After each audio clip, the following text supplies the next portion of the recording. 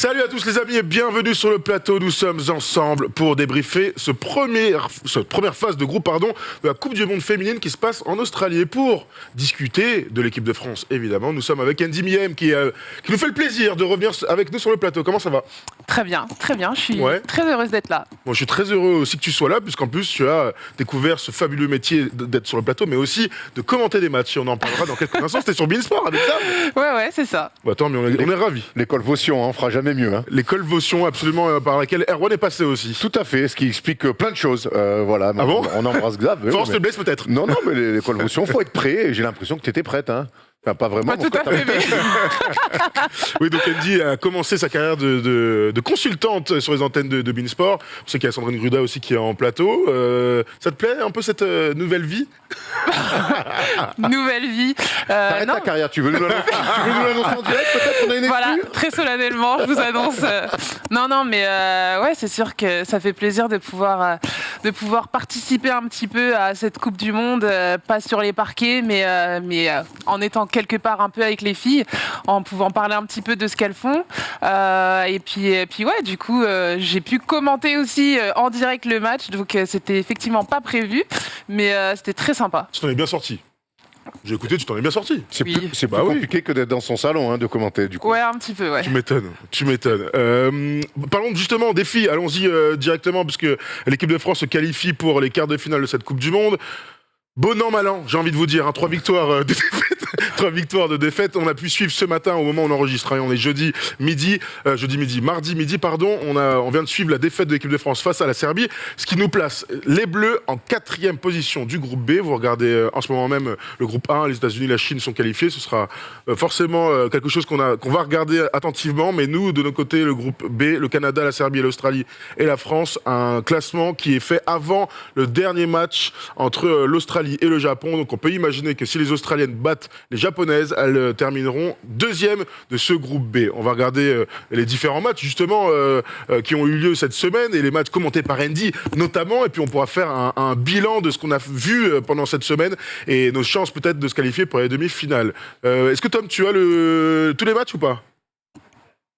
Merci Tom, très bien. Je vais vous les donner alors du coup, puisque Tom rit dans la régie, mais ne donne pas les matchs. On a donc débuté cette compétition avec une victoire 70-57 face à l'Australie. Ensuite, on s'est fait battre par le Canada. On a battu les Maliennes, on a battu les Japonaises, et donc une défaite face à la Serbie qui vaut très très cher. On savait que ce dernier match nous permettait de rentrer parmi les 2 premières équipes de ce groupe B, et donc d'aller au tirage au sort face aux équipes classées 3e et 4e. On va essayer de temporiser et d'expliquer ce qu'on a vu pendant une semaine. Avant le début de la compétition, on disait que la qualif était le plus important, on disait que on espérait justement voir des choses avec l'équipe de France. Est-ce que tu as été, toi, Andy, conforté ou déçu par ce que tu as vu pendant cette première phase ? Alors je dirais pas déçue, je dirais plutôt contente parce que aller en quart c'était un objectif, il est rempli. Donc là on est qualifié pour les quarts, c'est une très bonne chose. Je pense qu'il y a peu de gens qui j'ai envie de dire nous, mais voilà, oui, qui nous voyaient arriver sur ces quarts de finale. Donc c'est déjà une très bonne chose. Maintenant, je pense qu'on sait que l'équipe est remaniée, nouvelle, qu'il faut trouver un équilibre, qu'il y a une hiérarchie qui n'est pas encore très très bien établie, et en ça je pense que effectivement on peut avoir quelques difficultés sur les rencontres. Andy a raison de parler de la qualif en premier, Erwan. Mais de toute façon, dans une compétition de ce niveau-là, le plus important, c'est de passer les tours. La France vient de passer un premier tour. Donc ça, c'est la lecture pragmatique, mathématique des choses. Maintenant, les matchs, on les a regardés, et il y a aussi une lecture sur le jeu. On joue au basket, on sait comment c'est important de bien jouer au basket. On sait que c'est une nouvelle équipe, Andy l'a dit, qu'il faut trouver des nouveaux automatismes. Et pour l'instant, honnêtement, on a du mal à trouver de la constance chez cette équipe-là, ce qui peut s'expliquer pour les raisons qu'on a évoquées déjà dans la preview. C'est que une équipe jeune, un nouvel entraîneur aussi qui s'est installé depuis même pas une année. Des filles qu'on lance et qui découvrent aussi avec des rôles nouveaux les grandes compétitions internationales. Tout ça, ça s'explique. Il n'empêche que oui, tu te qualifies, mais tu te qualifies 4e. Moi, ce dernier match face à la Serbie, je le garde un peu en travers, parce que tu aurais pu te simplifier le quart de finale qui va arriver et te projeter sur un dernier carré et après jouer pour une finale. Là, tu t'es clairement compliqué la vie. C'était pour moi le rendez-vous à ne pas rater. Et j'ai l'impression qu'elles l'ont raté. Et on l'a bien raté, hein, pour tous ceux qui ont pu voir ce match. Hein, certaines faiblesses de notre équipe de France ont éclaté au grand jour, même si on avait déjà décelé pas mal de choses. La première chose sur laquelle j'ai envie d'aller, c'est comme pour les garçons, eh bien, ce sont les pertes de balles. On perd 14 ballons par match, ce qui est énorme. Alors sans dire c'est la faute à une telle ou à une autre, comment est-ce qu'on peut expliquer ce type de performance collective, Andy ? Je pense que voilà, quand on parle d'automatisme, je pense que c'est effectivement ça aide quand on sait exactement où et quand on va pouvoir trouver sa coéquipière, ça facilite le jeu. Je pense que ça apporte une certaine fluidité. Maintenant, je pense qu'il y a aussi des moments où on est peut-être un petit peu naïf, peut-être un petit peu jeune, et je pense que cette expérience sur du haut niveau international, ça me permet aussi, d'avoir, de savoir que, à un moment donné, ça va se durcir et que rien ne va être simple et qu'il va falloir sortir les coudes, qu'il va falloir être dur parce que rien ne va être donné. Peut-être qu'on est des très bonnes joueuses, des très belles joueuses, mais au niveau international, des fois, ça doit être sale, ça doit être, il faut y aller, faut sortir un petit peu la boîte à gifles, comme on aime le dire. Et oui, c'est sûr, parce qu'en face, c'est du costaud. La rigueur, la discipline sur les pertes de balles, c'est toujours les mots qui reviennent. On l'a sorti et martelé pendant notre semaine à Berlin. Vincent Collet n'a cessé de parler de ça. Je crois que c'est important quand au niveau international, quand on veut mettre un collectif en place, que tout le monde parle le même langage. Moi, je regarde cette équipe de France féminine pour des raisons... Pour plein de raisons. Les filles ne parlent pas toutes le même langage. Il y a plein d'incompréhensions. On se cherche, on essaye de... Il y a des regards qui disent... Ah, voilà, ça c'est des... Ok, c'est une équipe jeune. C'est pour beaucoup une première aventure internationale sans des cadres. Je trouve qu'on va revenir aussi à ça. Et ça peut expliquer... En partie, les pertes de balles aussi, c'est des cadres. Les moments faibles de cette équipe de France féminine-là sont très faibles. Et là, je trouve que par moments, ça manque de... Et Jean-Aimé est souvent obligé de prendre temps mort pour couper des moments faibles. Il y a pas de cadre pour faire un petit huddle, remettre les filles. Il manque Sandrine Gruda. Il manque Olivia Ipupa, il manque Andy Miem. Ces trucs où, sur un temps faible, en 30 secondes, tu vois les filles, hop, et tu remets et avec des mots, tu arrives à remettre en place. Chaque fois qu'il y a eu des temps faibles, obligé de prendre un temps mort, voire plus. Et ça, pour moi, ça explique un petit peu, quelque part aussi, un petit peu ces pertes de balles. On manque de leadership. Gabi le fait par le jeu. Elle est encore jeune, j'ai l'impression que par la parole, c'est peut-être pas ça, et c'est pas aussi peut-être son rôle. Ça manque de leader, je trouve, dans l'attitude. On continue sur le bilan collectif. On a parlé des pertes de balles, on a parlé aussi de l'adresse, puisque Jean-Aimé Toupane est un coach qui a envie d'amener de l'allant et du jeu offensif dans cette équipe. En tout cas, ça ne se traduit pas dans les stats.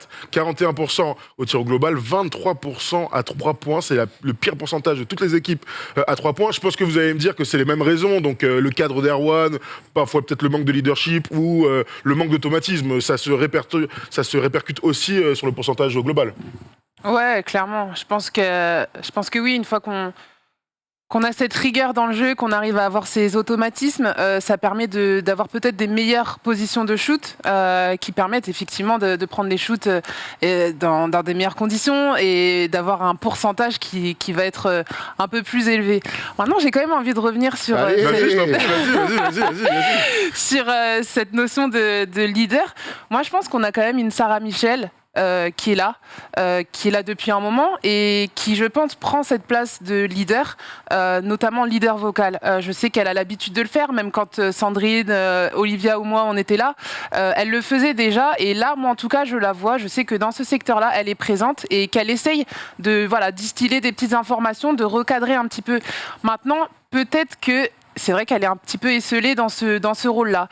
Mais ça reste une équipe jeune et je pense que ça fait aussi partie des expériences qui forment, qui forgent et qui les aideront à progresser sur ce domaine-là. On te rassure, Sarah Michel, capitaine de l'équipe de France d'ailleurs, hein, on la voit et on la sent, c'est vrai, être leader, nous aussi, devant notre télé. Il y a pas de irréprochable. Hein, absolument irréprochable. Voilà. Je voulais Michel. Le dire du coup. Mais t'as bien fait de le dire. T'as bien fait de le dire. Mais tu fais bien, mais elle est un peu esselée, pour le coup, t'as raison. T'as bien fait de le dire. On a parlé des choses qui grincent un petit peu. On pourrait aussi parler du rebond, parce que dans ce France-Serbie là qu'on a vécu ce matin, eh bien, les Serbes ont simplement pris 16 rebonds offensifs. Donc, on perd des ballons, on n'a pas beaucoup d'adresse et on verrouille pas notre rebond défensif. Ça fait quand même des grosses stars pour notre jeu avant d'aller sur les trucs un peu plus positifs. Hein.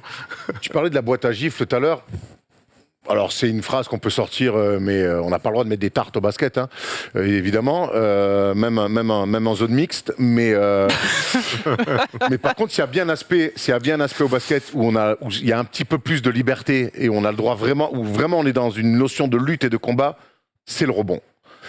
Et je trouve qu'on a des filles talentueuses à l'intérieur, mais ça manque tout ça manque un peu de.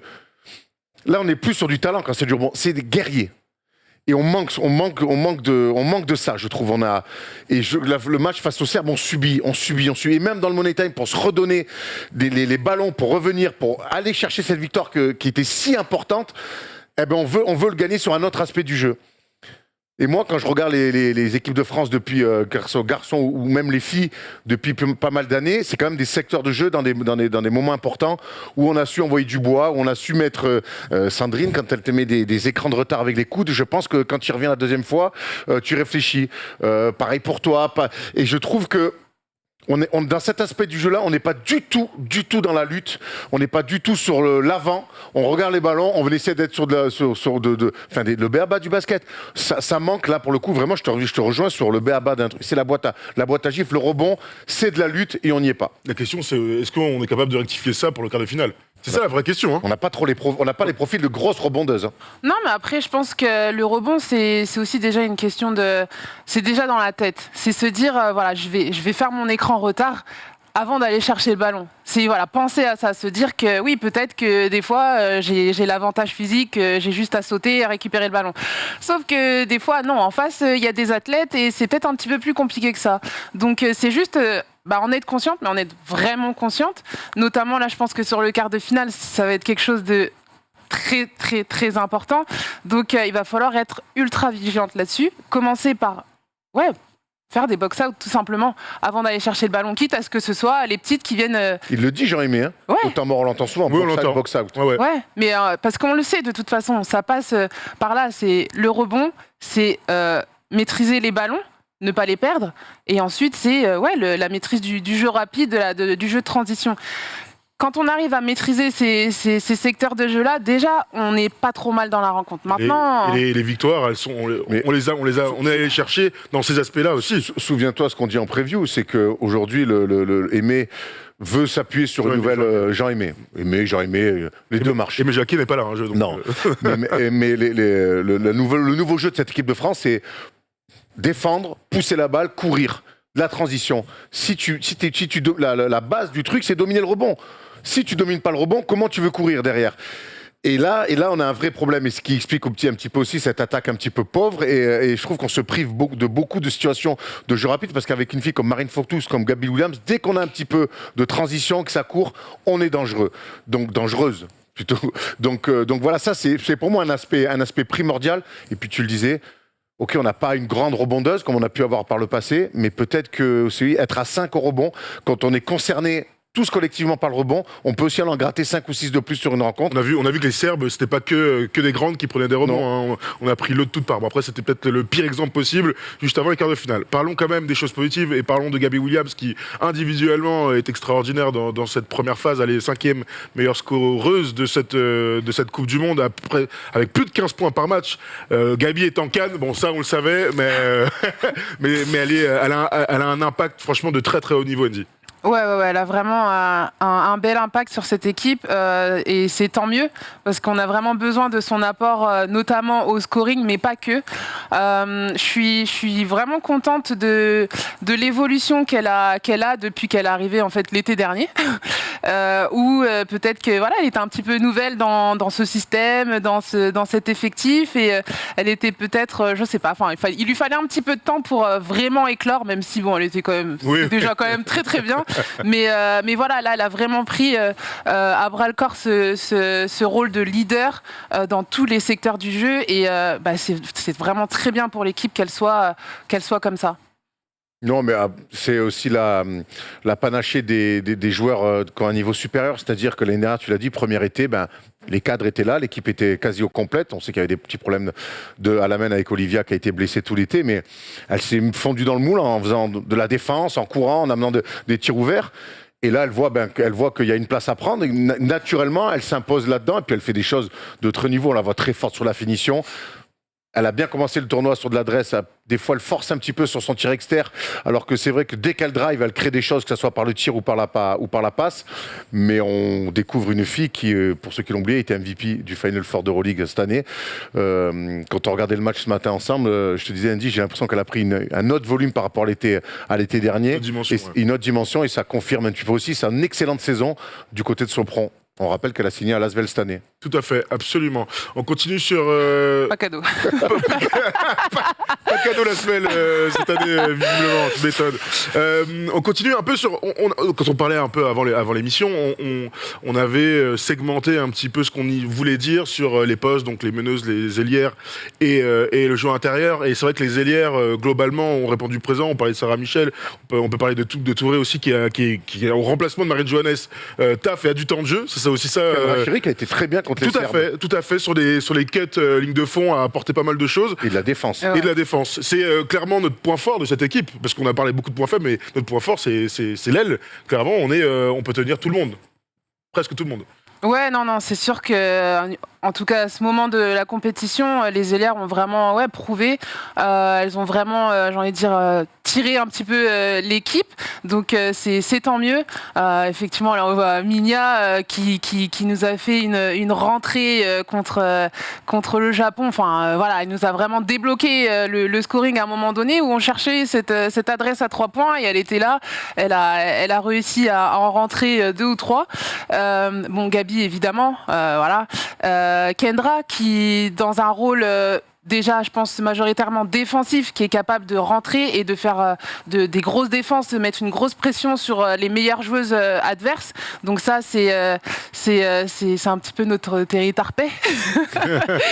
mais non, ça c'est super. Et on a vu qu'offensivement, elle était aussi capable de nous apporter ce petit jeu de coupe, de ce petit jeu sans ballon. Donc ça, qui manque souvent, je trouve, parfois, cette équipe-là, qui est très statique en attaque. C'est vrai qu'elle amène ça sur la ligne de fond, notamment. Clairement. Ouais, c'est bien parce que voilà, elle offre des solutions quand le jeu peut être un petit peu figé. Donc ça, c'est super. Faut qu'elle continue comme ça. Très bien pour les ailières, qui est clairement notre point fort, comme je disais tout à l'heure. Allons sur les meneuses de jeu, autour de Marine Fotoux, qui a été bien dans le dernier match face à la Serbie. Erwan, tu nous disais que nous, avec Andy, on était plutôt rassurés, j'ai envie de dire, par les meneuses de jeu, les 3 meneuses de jeu dans le roster. Toi, tu avais quelques doutes ? Moi, j'ai quelques doutes. Alors, je ne veux pas revenir sur le talent de Marine Fotoux, qui est un talent incroyable, mais j'en attends peut-être plus de Marine, après, mais qui prend énormément de responsabilités, qui récupère énormément de possessions, où il reste 6 secondes, des ballons casse-croûte. Tout est pour elle. Tout est pour elle. Donc, c'est jamais facile, ce qui peut expliquer des pourcentages un peu faiblards par rapport à ce qu'elle a vu. Moi, je ne peux pas m'empêcher de revoir une Marine Fotoux en finale de Coupe de France, notamment. Ça a été à vos dépens, où je trouve qu'elle diffuse au-delà des... On sait qu'elle est capable de mettre des paniers, elle a encore mis un step back face aux Serbes, mais moi j'attends des meneuses, je ne vais pas juste cibler Marine, au contraire, mais Marie Pagé qui sort du banc, qui amène beaucoup d'énergie aussi. Berkani est mis un petit peu de côté, mais j'attends un peu plus de maîtrise dans des moments faibles, de mettre la main sous la balle. Si on perd 2 ballons sur 2 attaques, d'aller chercher des situations un petit peu plus faciles pour aller provoquer une faute, de casser par moments les rythmes. Voilà, c'est ce que j'attendais, mais on a eu le même problème. On a eu le même problème avec les garçons. Tu lui demandes d'agir comme si elle avait 30 ans, c'est le niveau international.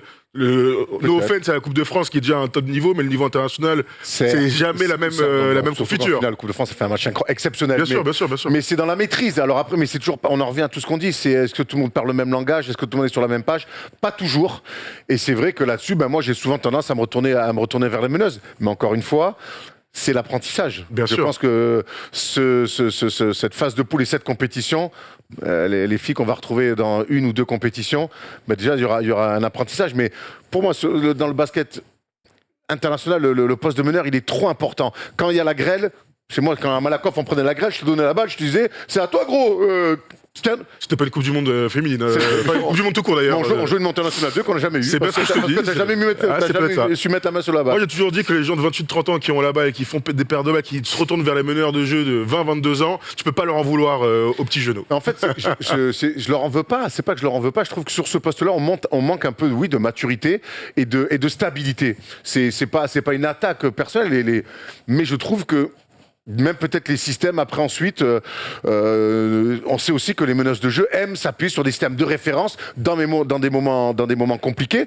Je ne trouve pas non plus ces systèmes-là de référence. Je trouve qu'on est très rapidement dans du pick and roll central qui est lancé et annoncé un petit peu parce qu'il n'y a rien de mieux à faire. Peut-être qu'elles n'ont pas aussi toutes les billes pour pouvoir mettre la main sur le match comme on aimerait. Un petit mot sur nos meneuses. C'est vrai que moi je suis peut-être un petit peu moins sévère que Caroline. Après, peut-être pas très objective non plus, hein. Forcément. On prend en compte, t'inquiète. Mais ouais, non. Après, je pense que effectivement, c'est pas facile. Comparer la Ligue féminine avec une Coupe du Monde. Moi, je suis d'accord avec ça. Vous êtes C'est gentil avec incomparable. féminine. Marine Fourtoux, elle a accessoirement été élue meilleure jeune d'Euroleague. Oui, mais Non, on dit que c'est le niveau international n'a rien à voir avec le club. Mais quel que soit on peut demander à Andy, c'est la seule qui pourrait peut-être nous en parler, mais j'imagine quand même qu'il y a une énorme différence entre jouer pour ton pays dans une grande compétition et tout ça. Que cette joueuse-là, est l'avenir sur le poste de l'équipe de France. Et voilà, je suis comme Céline déjà. Je suis peut-être un peu impatient. Voilà, elle joue avec. Donc, je suis peut-être un petit peu impatient, mais comme je dis, face à la Serbie, à la fin si on revient dans le match, c'est parce qu'elle a une énorme qualité, elle se cache jamais, elle prend ses responsabilités. Donc, je suis peut-être un peu impatient. Ouais. Peut-être un peu impatient. Après, moi, je pense qu'on dit souvent que la maturité sur ce genre de poste arrive un petit peu plus tard. C'est un petit peu plus tardif. Donc, moi, je lui laisse du temps. De ce que je vois, je suis plutôt satisfaite. Je trouve que voilà, elle est là. À mon avis, c'est pas simple. C'est pas simple. Et pourtant, moi, en tout cas, ce que je vois, ça me satisfait. Après, je sais qu'elle est encore capable de faire beaucoup mieux, mais c'est déjà très bien. Non, mais vous avez raison. Après, sur pick and roll, c'est la seule qui arrive à nous amener des solutions sur les relations directes avec Iliana ou Alexia. On va pouvoir en parler, qui sont pour moi pas assez utilisées, en tout cas pas toujours dans les bonnes conditions. Donc c'est elle, mine de rien, qui arrive tout le temps à leur mettre les ballons. Moi, je dis pas qu'elle passe à travers de sa Coupe du Monde. Écoute, il y a encore le final qui pourrait aller dans ton sens ou à l'inverse, dans le sens positif. Ça voudrait dire qu'on sera en demi-finale. Parlons du secteur intérieur. On a mis les stades d'Iliana pour illustrer tout ça, mais globalement, on va prendre tout le monde, de Chartero et Badiane, qui sont toutes les deux titulaires ou remplaçantes. Erwan a commencé à en parler. On a du mal à les trouver, nos grandes. On a du mal à les trouver sur du post-up. On a du mal à les trouver sur des flashs. On a du mal à les trouver sur des mismatchs. Ça, c'est problématique, alors qu'on a des grandes qui ont du talent d'attaque. Ouais, c'est vrai qu'on a des grandes qui ont beaucoup de talent. Je pense qu'on a un secteur intérieur qui est quand même assez costaud, que pas mal nous envie, je pense. Maintenant, quand je vois le match par exemple contre le Japon, je trouve qu'on a réussi à leur mettre un petit peu plus de ballons à l'intérieur. Ce qui, je trouve, a amené des aides, ce qui a permis qu'on puisse ressortir des ballons et trouver ces shoots, notamment par exemple de Minia, mais trouver après peut-être des autres attaques. À la suite de ces ressorties. Donc, je pense que il faut qu'on arrive à s'appuyer un petit peu plus sur notre secteur intérieur qui est capable de nous débloquer, je pense, des situations et de nous ouvrir un petit peu plus le jeu. Il y a un truc dans le match contre la Serbie, c'est qu'on a un gros temps fort où je crois qu'on est à 24-2 à un moment donné en cumulé. On enchaîne les 3 points, donc il y a Marine qui met des tirs, Alexia Chartero met un tir, Marie-Ève Paget aussi. Souvent, ça vient d'une balle qui est à l'intérieur, pas le drive, avec un kick ou une grande qui sort la balle. Surtout que les Serbes faisaient des trucs terribles au basket, c'est des aides côté ballon. Elles allaient trapper un peu comme ça, comme un poulet sans tête, sur des côtés forts, et ça ressortait, et on avait des grands tirs ouverts. Moi, tu as raison, on a un secteur intérieur fort, mais j'ai du mal à trouver la lecture. Pour moi, il y a une grosse inconnue pour l'instant, c'est comment va Iliana. Je pense qu'elle a été très bien face au Japon, je pense qu'elle est fatiguée de sa saison à Bourges, de son enchaînement avec la WNBA et son voyage en Australie. Aujourd'hui, on voit qu'Iliana, elle a du mal à pouvoir faire des matchs à 25-30 minutes. Et c'est ce qu'il faudra à cette équipe de France. J'ai du mal à comprendre la hiérarchie des intérieurs aussi. Face à la Serbie, il y a les 5 filles qui jouent. Il y a Elena Siak qui revient, il y a Badiane qui revient, qui starte le match, qui joue quasiment 6 minutes, qu'on va revoir que en 4e quart-temps. Il y a Tadic qui finit le match. Elle est jeune, c'est très bien, mais elle est sur les 3 dernières minutes. Dans un money time, elle est là. Je ne suis pas persuadé que ça soit là, surtout quand il faut aller faire des stops. Alexia qui fait beaucoup de choses, qui fait certainement son meilleur match face à la Serbie. J'ai du mal à comprendre la hiérarchie sur ce poste, sur ce secteur-là. Maintenant, à voir si on joue, qui on joue en quart de finale, mais je pense que si Jean-Aimé met pas Iliana au cœur du jeu avec associé à Alexia, c'est que je pense qu'elle a les jambes très lourdes, avec toutes les raisons qu'on vient d'évoquer. Et du coup, je trouve que, je sais pas ce que tu en penses, toi qui est dans ce secteur-là, elle est dure à voir la hiérarchie du secteur intérieur. Ouais, c'est vrai que c'est un petit peu... Ouais, c'est un petit peu compliqué. C'est vrai que sur cette fin de match, moi, je n'ai pas forcément compris. Maintenant, je pense qu'ils avaient leur raison. Après, Iliana, c'est vrai que contre le Japon, elle nous fait un match extraordinaire. Enfin, extraordinaire, non. Pour moi, je trouve que c'est tout à fait normal à l'image de la saison qu'elle nous a fait. Maintenant, aujourd'hui, peut-être qu'elle était un petit peu moins bien. Je sais pas, ils se sont dit que Anna était peut-être un peu mieux.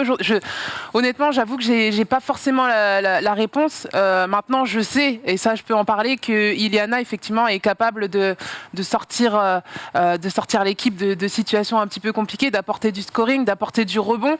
Toutes ces choses-là, elle a montré.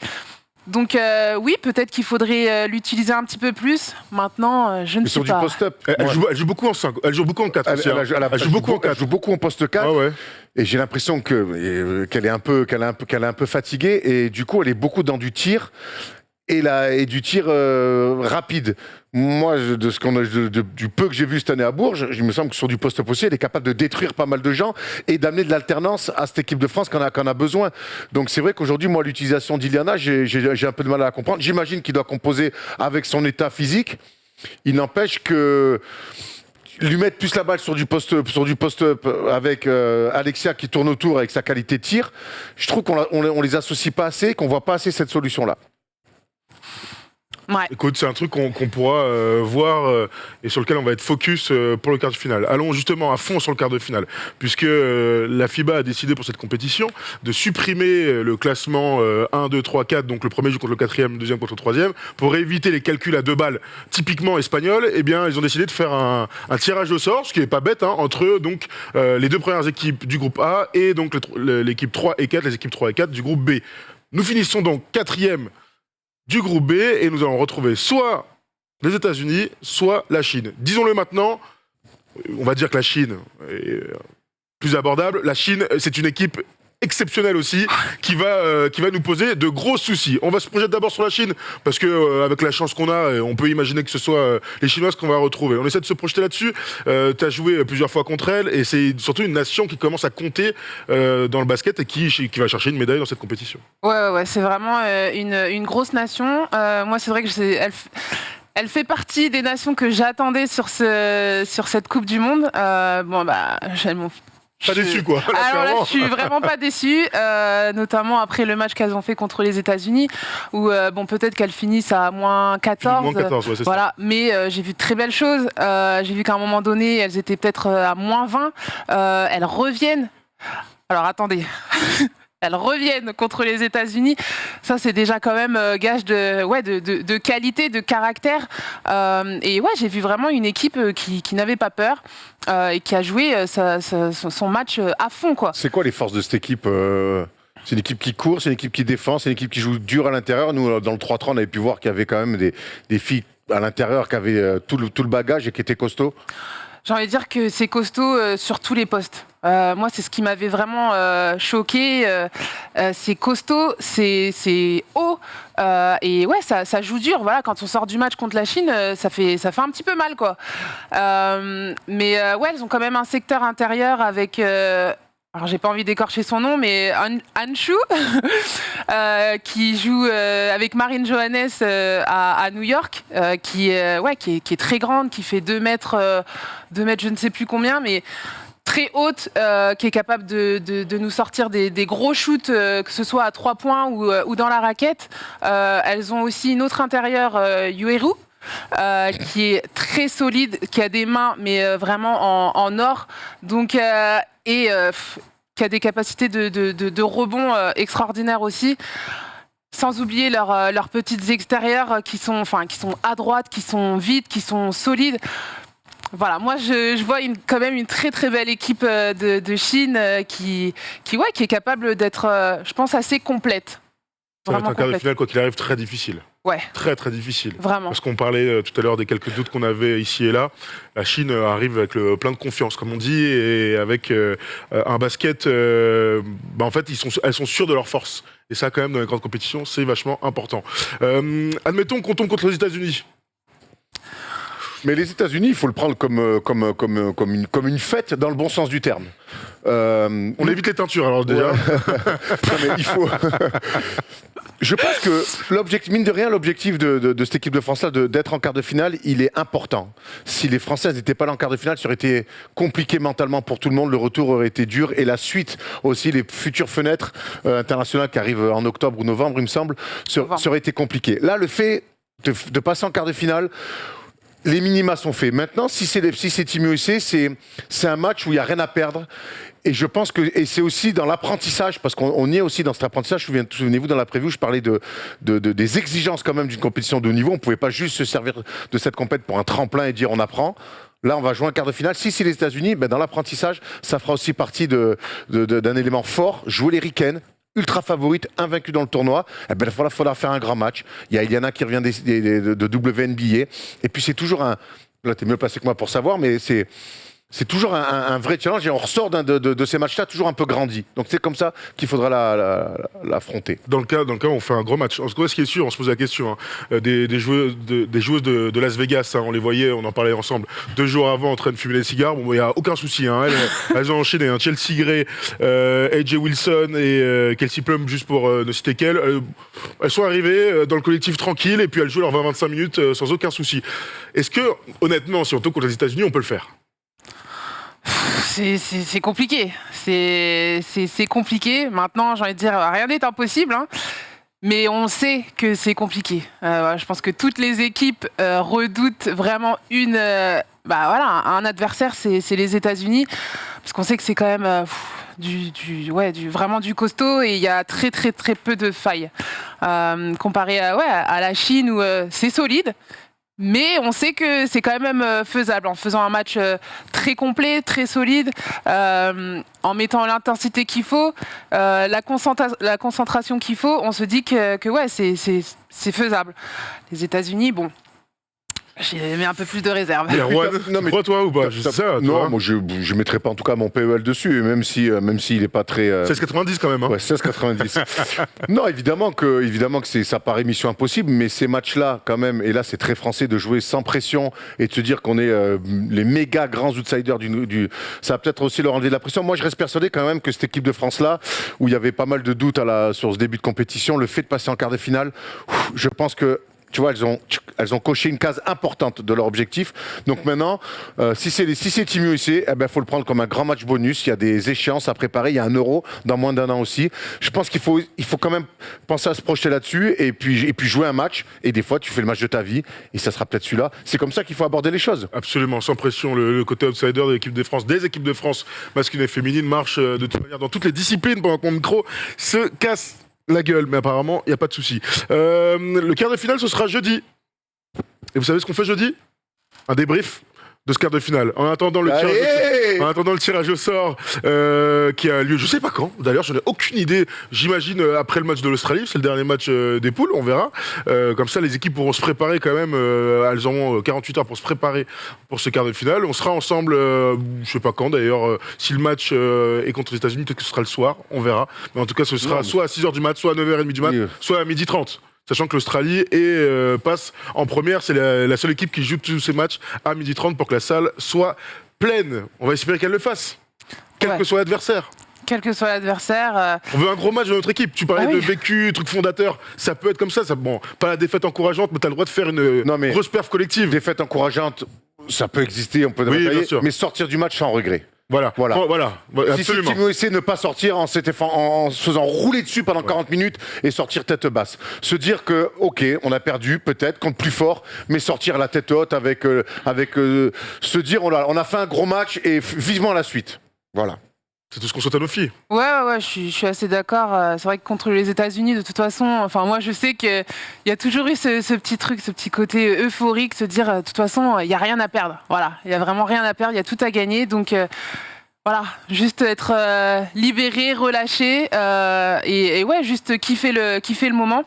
Contre la Chine, faut être un peu plus concentré, je pense. Mais dans tous les cas, ouais, je pense que l'objectif, c'est de se dire qu'on a fait tout ce qu'on avait à faire, qu'on a été sérieuse de la première jusqu'à la dernière minute et sortir, alors avec la victoire, je l'espère, mais en tout cas sans regret et en se disant que on a fait le travail et après advienne que pourra. Il n'y a rien de pire sur des matchs comme ça, élimination directe, de ne pas jouer le match. Parce qu'après, t'as 30 heures de voyage pour entrer en France, Ouais, si tu te fais une rousse, tu fais un non-match. Même si tu as 2 heures de minibus, hein. Moi quand j'allais jouer en Normandie, que je faisais des non-matchs et que j'en prenais 20 et que je rentrais à Paris, j'avais les boules. Ouais, mais à minuit et demi, t'étais bourré, alors qu'elle, malheureusement, je crois que c'était un peu plus... C'est pas faux. Non, mais un quart de finale de championnat du monde, voilà. On sait que le basket, ça peut tomber d'un côté ou de l'autre. Il n'empêche que c'est un match qu'on doit jouer, qu'on ne doit pas avoir de regrets. On l'a dit, les pertes de balles, la lutte au rebond, tout ça, je pense que c'est des aspects que tout le staff de l'équipe de France va mettre en lumière. Il va falloir se battre et sortir de ce match-là avec ou sans la victoire, mais en se disant, voilà, on a tout donné. C'est déjà... Au basket, c'est bien déjà quand ça commence comme ça. Jouer dur, faire des box-out, prendre soin de la balle, un peu d'adresse. Et on gagne. Voilà. Et on gagne. Voilà. Dis-leur, putain. Ouais, les avoirs, les américaines et les chinoises, là. On est plus fortes qu'elles. Allez, on y croit. On y croit. Merci Andy d'être venue. Merci. On se retrouve jeudi ou pas? Maybe. Elle est pas sûre du côté d'Andy, mais en tout cas, avec Aaron, nous, on sera là. On va écrire au Tango de Bourges, ils vont bientôt libérer.